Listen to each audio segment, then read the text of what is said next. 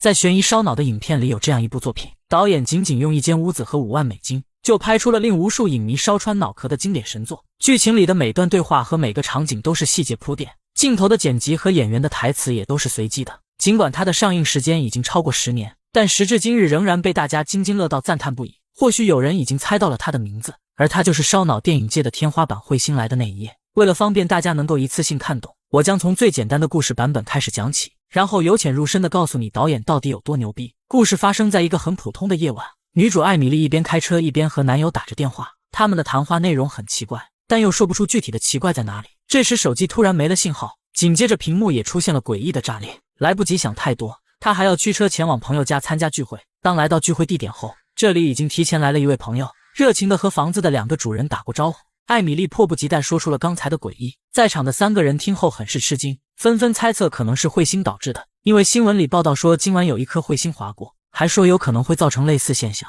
如此分析就解释了手机的问题，于是众人也都没有放在心上。然而令谁也无法想到，随着夜晚的彗星即将划过，所有人也将迎来一场无尽的噩梦。小插曲过后，几个人兴奋地聊了起来，当谈及今晚还会来一个泼辣女孩，房子的男主人麦克却声称并不认识。在妻子眼镜妹的提醒下，麦克忽然间又想了起来。看到这里请注意镜头的异常，上一秒的麦克正在袖手说不知道，下一秒的他却吃着东西想了起来。这时白发姐说自己带来了一瓶花精，提议有兴趣的朋友可以尝尝，因为花精里掺杂了一些致幻剂，所以麦克当场拒绝了他。艾米丽也表示不会轻易食用。白发姐听后将东西放在一边，然后又岔开话题聊起了其他，拿起旁边的一个花瓶询问哪里买的。眼镜妹回答说是在一家二手商店。恰在此时，艾米丽的男友凯文和大胡子来了，他们互相拥抱问候，温馨的气氛让人很是受用。请注意这里的镜头再次出现异常，前一秒凯文已经和艾米丽拥抱，但下一秒的他们又一次拥抱。乍一看会觉得这是穿帮镜头，但实际上是导演为后面埋下的伏笔。为了节省时间，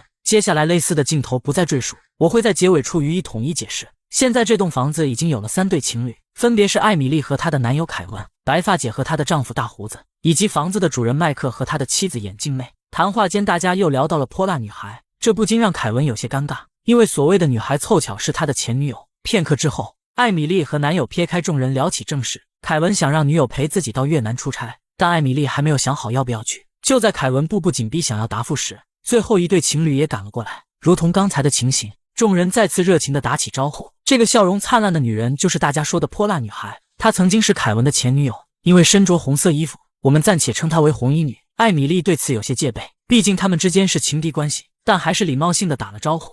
搞笑的是，这个小胡子是红衣女的现任男友，他看起来丝毫不觉得什么叫尴尬。待到4对情侣全部落座以后，这部电影的正片部分才刚刚开始。为了方便之后的理解，请各位老爷们先记下人物关系，一共是4对情侣，共计8个人。麦克和眼镜妹是房屋的主人，其他人则是受邀过来的朋友。通过交谈，大家发现各自的手机都没有信号，联想到今晚要经过的彗星，众人纷纷猜测必然是彗星造成的。顺着这个话题，艾米丽讲了一个曾经看过的故事。大概在1923年的芬兰，有一颗划过的彗星影响了地球。当地的一名女子报警说自己的丈夫是假的，因为她在前一晚刚刚杀了丈夫。这种情况让赶到的警察哭笑不得，一度认为女人的精神可能出了问题。可事实上，那个女人讲的就是真的。艾米丽说完看向众人，所有人则都把故事当成了笑话，还打趣说女人又可以再杀丈夫了。随着闲聊的话题逐渐深入，大家开始分享起各自的最新动态。这时谈话里出现了诡异的一幕，红衣女说自己最近在硅谷工作，但麦克却记得她好像是一名瑜伽教练。相反，麦克说自己是一名演员，还主演过曾经爆火的美剧《罗斯威尔》。听到这里的红衣女笑了，表示自己是罗斯威尔的铁杆粉丝，可她从未在里面见过麦克的身影。此话一出，让所有人很诧异，因为该剧的每一集里都有麦克，怎么能说从未看到过呢？了解缘由的红衣女有些尴尬，解释说可能是自己脸盲让她认错了人。见此情形的众人连忙岔开话题，笑着说或许又是彗星搞的鬼。该说不说的东西果然应验，大胡子的手机咔嚓一声也出现了碎裂。这种情况和艾米丽的手机如出一辙，一时间莫名的诡异让大家感到了不安。这时大胡子忽然想起他的物理学家弟弟昨天说过，如果今天的彗星到来时发生了奇怪现象，那么一定要打电话告诉他。很显然大胡子的弟弟知道怎么回事，但现在没有信号又该怎么办呢？正当大家思考如何联系外界时，整栋房子突然停电，周围也瞬间陷入了黑暗。摸索中很快有人点亮蜡烛，麦克也找来了3盒不同颜色的荧光棒，它们的颜色分别为蓝色、红色和绿色，随即抽出蓝色荧光棒发给众人。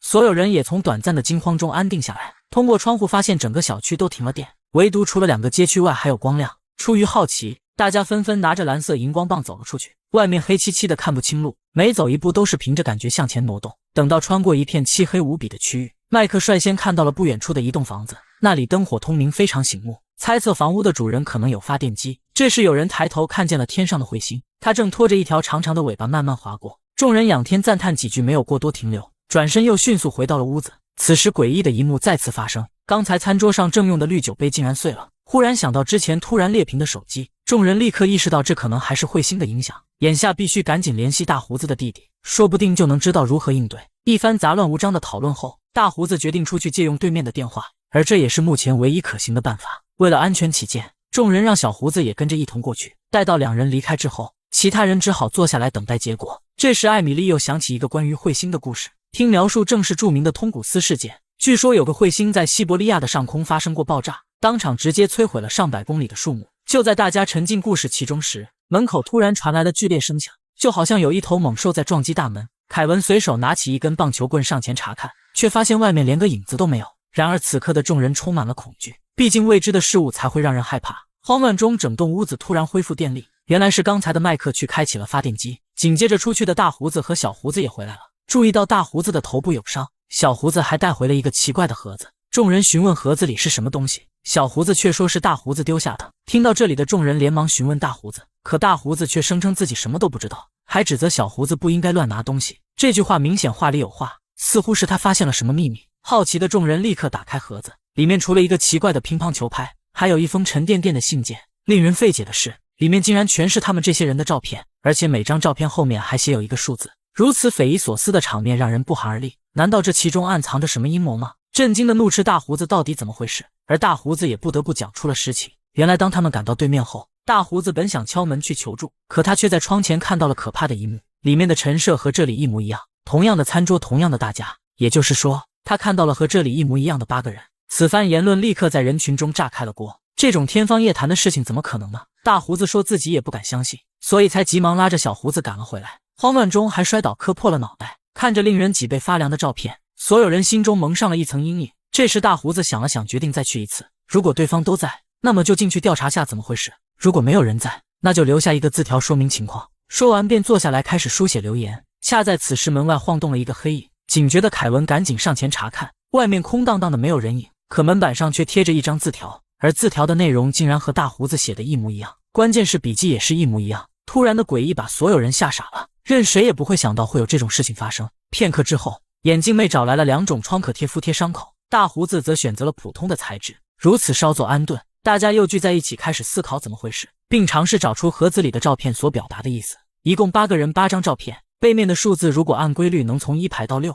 但唯独却没有数字3。请注意，此时艾米丽将数字用红笔记了下来，之后的场景还会再次出现。另外，小胡子发现照片就是今晚拍的，因为上面的衣服是今天刚刚买的。越是细细揣摩越是恐怖，仔细观察照片的背景就在这个房间，诡异的发现令人费解。难道对面真的有另一波自己吗？小胡子带回的盒子代表了什么呢？为什么会有一模一样的字条留言呢？此时麦克叫嚷着去喝点酒缓解一下，不然再研究下去就要疯了。就在大家走进厨房后，艾米丽偷偷地告诉男友一个发现，照片后面的数好像是他写的，因为稍加对比就能看出一模一样。艾米丽实在不敢置信，男友也似乎被吓了一跳。这时其他人回到了客厅，麦克提议与其坐在这里苦思冥想，倒不如一起到对面一探究竟。他也很想看看是不是真的有另一个自己。经过商议，房间里留下4个人看守，麦克则带着凯文和艾米丽以及红衣女一起过去。外面的夜色依旧黑暗，大家只能借助蓝色荧光棒识别脚下。当穿过一片漆黑无比的区域，他们果真找到了一模一样的房子。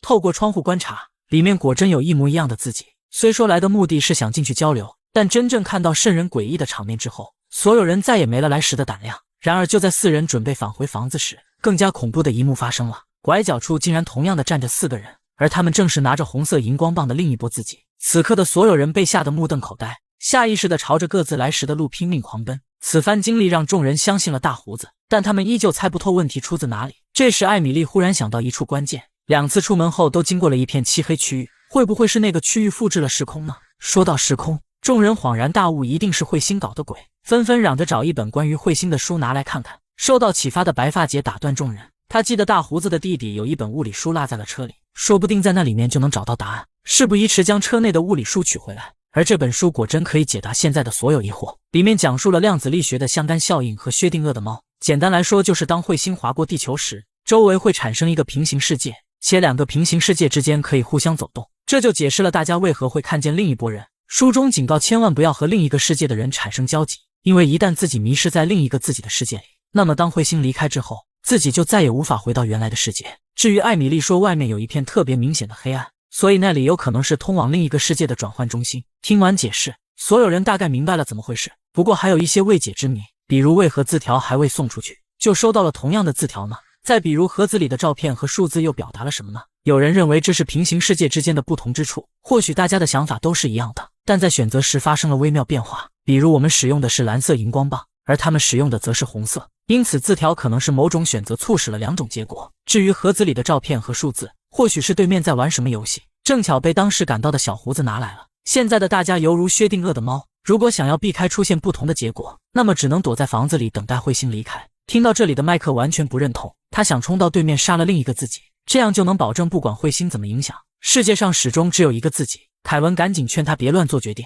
麦克则解释说现在的自己已经有了念头，那么另一个自己喝醉后肯定会更加疯狂，如果另一个自己在醉酒状态下得知了真相，那么他一定会冲过来杀了我们。思考片刻后，凯文说既然是物理书让大家知道了真相，那么我们可以跑到对面偷走他们的书籍，这样一来不就避免冲突了吗？大胡子闻言立刻打断，表示两边的想法都是一致的，所以他们大概率已经拿走了书籍。不得不说各自讲的都有道理，一时间众人陷入了争论当中。这时艾米丽忽然想起之前的花精，然后询问白发姐是不是在食物里放了一些。此话一出，立刻惊醒众人，莫不是因为服用了致幻剂，所以刚才的遭遇仅仅是幻觉而已。白发姐连忙否认绝对没有，当即带着大家来到了厨房，之前的花精还是满满一瓶，而这也表明白发姐说的都是真的。令人奇怪的是，当误会消除，众人散去之后，白发姐又重复了最早时的问话。她忽然拿起旁边的花瓶询问哪里买的，眼镜妹回答说是在一家二手商店。刹那之间，艾米丽如同遭受雷击，不禁怀疑自己可能走错了房子。也正是从此刻开始，本片的剧情才开始慢慢顺畅。原来众人走出去穿过的黑色区域，果真是各个平行世界之间的转换中心，但凡穿过那片区域的人，几乎是回不到原来的房子。如果以艾米丽为主视角，那么可以得出以下具体信息：第一栋房子是最初的房子，停电以后，所有人第一次出门，因为他们穿过了黑色区域，所以再回到的地方是第二栋房子。这时大胡子和小胡子跑出去求助，他们自然会穿过黑暗，所以再回来的他们必然是假的。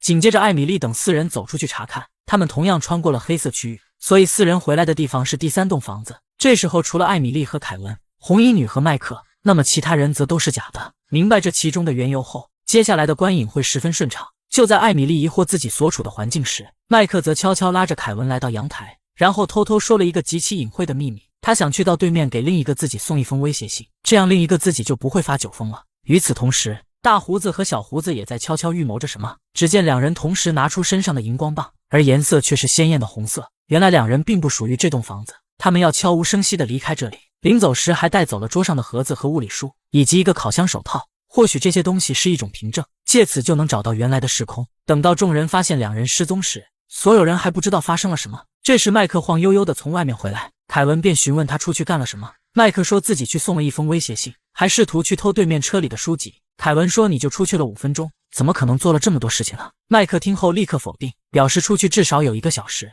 很明显，此时的麦克已经不是最初的麦克，也不知道过了多久，屋里剩下的人陷入了迷茫。麦克找了一瓶红酒喝了起来，眼镜妹则在厨房洗起了杯子。话说这个杯子不是破了吗？这时无聊的红衣女想找凯文聊天，言语中充满了暧昧的味道。路过的白发姐正巧碰见，于是将此事悄悄告诉了艾米丽。本就戒备的艾米丽很是恼火，当即找到男友质问是不是变心了。这时整栋房子再次发生停电，尴尬的气氛也暂时得到了缓解。等到众人点燃蜡烛照明，岂不料外面又传来了玻璃破碎的声响。下意识地跑出去查看，原来是门口白发姐的车窗被人砸了。受到惊吓的众人赶紧搜索周围，艾米丽也回到了自己的车上，她翻出男友送的戒指戴在手上，而这枚戒指则是两人的定情信物。就在她起身准备离开时，男友不知何时出现了。艾米丽伸出手掌展示戒指，并试探男友的心是不是变了。凯文说我永远不会忘记这枚戒指，说完便将其拥进了怀里。感受到爱意的艾米丽很满意，抬头询问有没有找到砸车的人。此时凯文的表情突然僵硬起来，一种莫名的诡异瞬间笼罩了两人。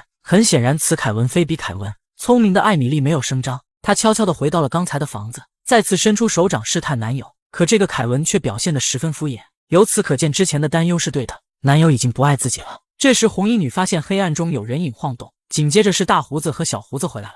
他们带着一本已经看过的物理书，还声称在对面看到了另一波自己，因为感觉十分诡异受到了惊吓，所以在仓皇离开时还把头给磕破了。此话一出，让屋内的人很费解。同样的描述不是在最早的时候讲过了吗？更奇怪的是，大胡子额头上的创可贴并非是眼镜妹粘的。小胡子急忙拿出身上的荧光棒，解释说两人离开后很快就回来了，但却回到了错误的房子。后来他们在谈话时发现并不属于那里，随即又偷偷跑出来回到了这里。经过一番仔细分析，大家觉得两人应该是第一次回的房子，之前回来的两人全是假的。艾米丽询问大胡子在那边是不是也写了字条，大胡子回答是的，还表示在写的时候又收到了同样的字条。这时艾米丽拿起房间的2张字条，而这就说明了现在至少有4个大胡子。看到这里的众人懵了，瞬间明白了外面并非只有一个自己，而是有着多个不同的自己。依据物理书中量子力学的理论，干涉后产生的结果不会和其他世界产生关联，也就是说，不管所在的房子里发生了什么，绝不会影响其他房子里的结果，也可理解为蝴蝶效应在这里并不适用。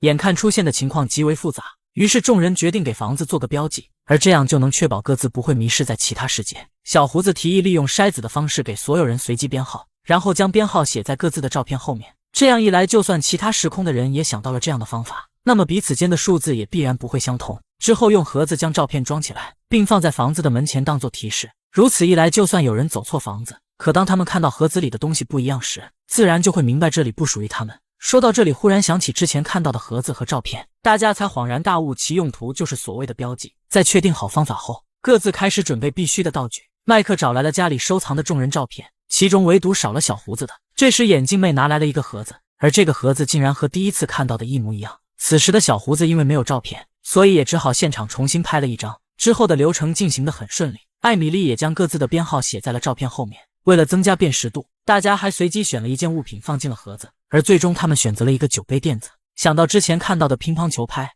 自然就可以理解了怎么回事。待到一切做完以后，众人决定待在房间里不再出去。接下来只要成功熬过这艰难一夜，那么就能保证不会迷失在其他世界。然而此时的艾米丽却发现了不对劲，因为之前记录其他时空的编号时是红色笔记，可现在看到的却是蓝色，这说明艾米丽不属于这个时空，而这又增加了她之前的怀疑。为了验证自己的猜想，艾米丽用红笔将之前写过的数字重新写了一遍，然后询问大家之前看到其他时空的编号是多少。经过对比，只有白发姐和眼镜妹回答的是蓝色笔记，而这就说明只有2人是属于这栋房子，其他人则都是访客。紧张的艾米丽赶紧将此事告诉了麦克，但麦克却表现得十分淡定。很显然他并不是最初的麦克，而且此时的他应该已经知道了真相。这时有人从门缝塞进来一封信，可当大胡子捡起来一看，脸色顷刻间变得难看起来。这是另一个麦克担心这里的麦克喝醉找事，于是偷偷送过来了一封威胁信。信中提到麦克和白发姐发生过关系，而这也深深刺激了大胡子。他提起拳头就要教训麦克，但麦克却大吼一声说出了理由。他说大胡子根本不属于这个时空，不信可以拿出手机给大家看看。愤怒的大胡子随即拿出没有碎屏的手机，咆哮着说这能说明什么呢？在场的其他人看后立刻惊呼，原来大胡子果真不属于这里，因为他的手机在吃饭时已经碎了。见此情形，麦克询问大家第一次看到的随机物品是什么，大胡子和小胡子回答的是订书机，眼镜妹和白发姐立刻反驳说是烤箱手套，艾米丽和凯文以及红衣女则是乒乓球拍。很明显，现在的所有人是来自不同的时空，而现在的时空已经彻底的乱了，没人知道自己的房子究竟在哪儿，也没人知道现在身处在哪一个世界。尽管麦克证明了彼此间没有关系，但大胡子还是冲上来暴揍了他。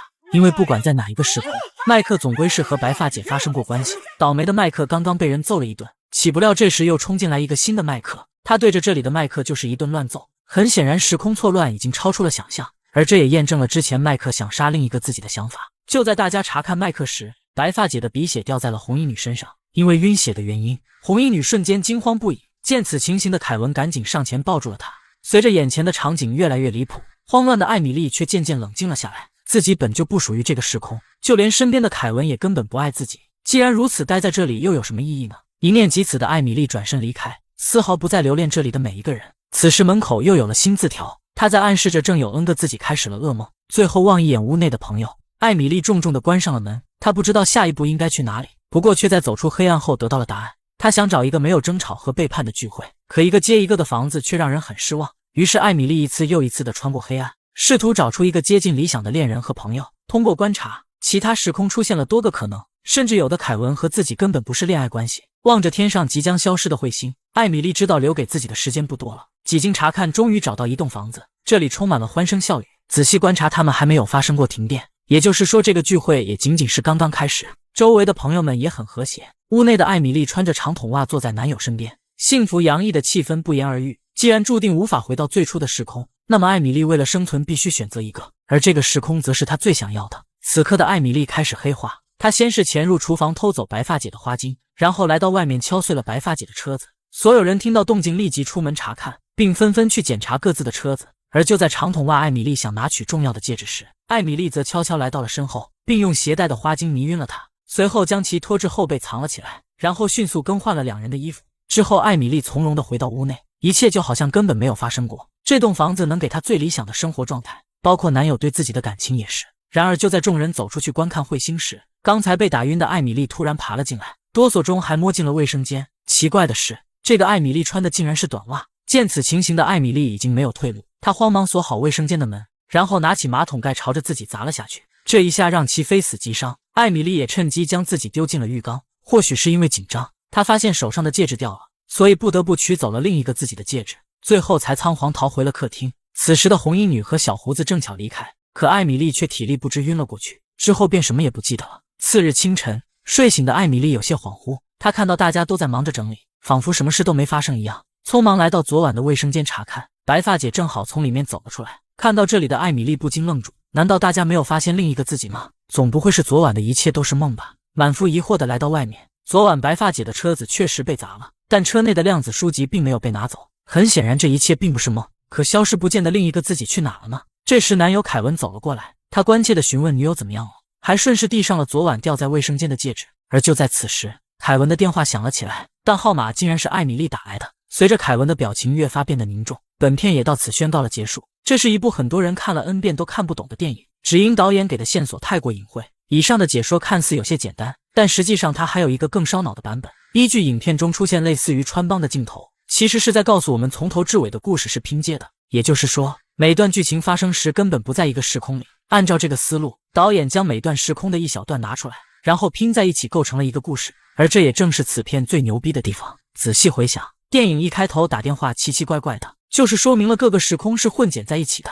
看到这里，可就算故事是复杂的拼接，但也无法解释最后的结局是怎么回事。以下是个人对结尾部分的分析，仅供大家参考。因为当晚出现了两个不同袜子的艾米丽，所以推测他们有可能也是冒牌货。毕竟艾米丽的想法会映射到所有平行世界。醒来后的两个人以为正主回来了，所以选择了默默离开。至于最后凯文接听的电话，则说明真正的女友并未参加当晚的聚会，所以这个时空出现了两个艾米丽。